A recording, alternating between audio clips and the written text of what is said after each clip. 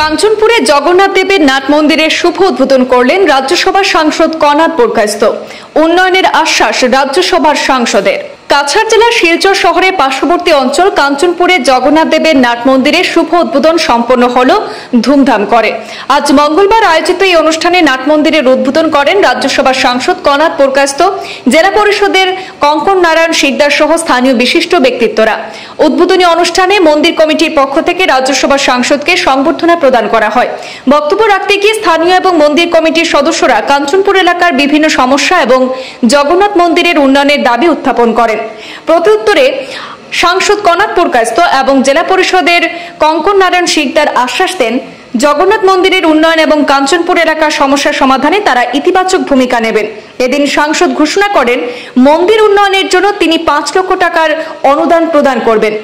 আজকের এই শুভ উদ্বোধন অনুষ্ঠানে উপস্থিত ছিলেন মণ্ডল সভাপতি সঞ্জিত দেব, মৃণাল দাস, মন্দির কমিটির সভাপতি রামেন্দ্র দেব, নিবারণ দাস, যুব মোর্চার সভাপতি কুলদীপ নেহাল চৌধুরী, কৃপেশ দাস সহ এলাকার বিশিষ্ট ব্যক্তিবর্গ।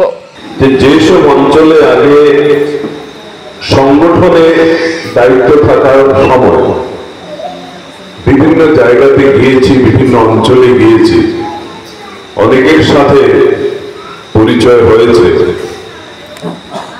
তো সেরকমই একটি জায়গায় কাঞ্চনপুর।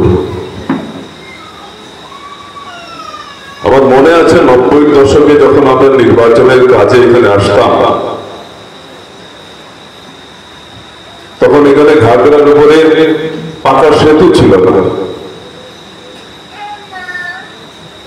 কোনো কোনো সময় বাঁশের সেতু থাকতো, কোনো কোনো সময়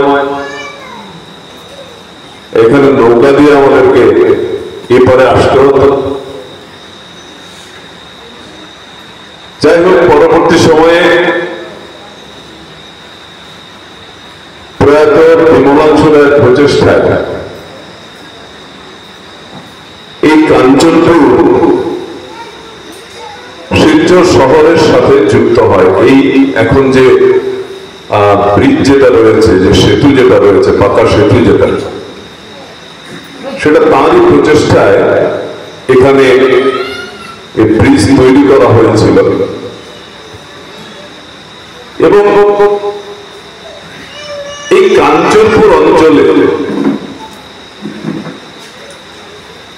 যাতে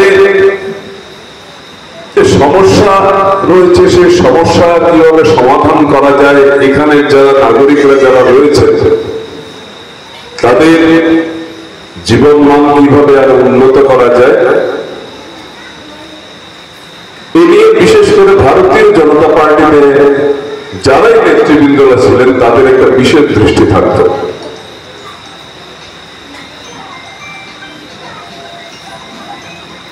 আমরা লক্ষ্য করেছি যে আখড়ায় বসে আজকের দিনে আমরা কথা বলছি, প্রভু শ্রী শ্রী জগন্নাথ দেবের এই যে আখড়া বা মন্দির,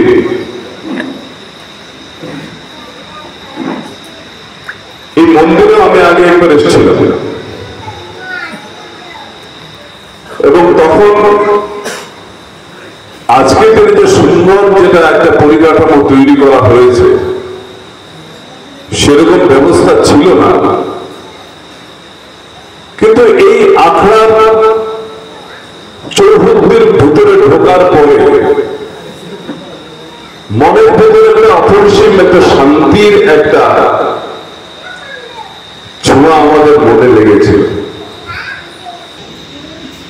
তো শরণার্থী হয়ে আমরা এখানে এসেছি, ভবিষ্যতে এরকম কোন পরিস্থিতি তো আসবে না যে পরিস্থিতি হয়তো আগামী দিনে এখান থেকে আবার আমাদের অন্য কোনো জায়গায় যেতে হবে। এবং সেই কথা চিন্তা করে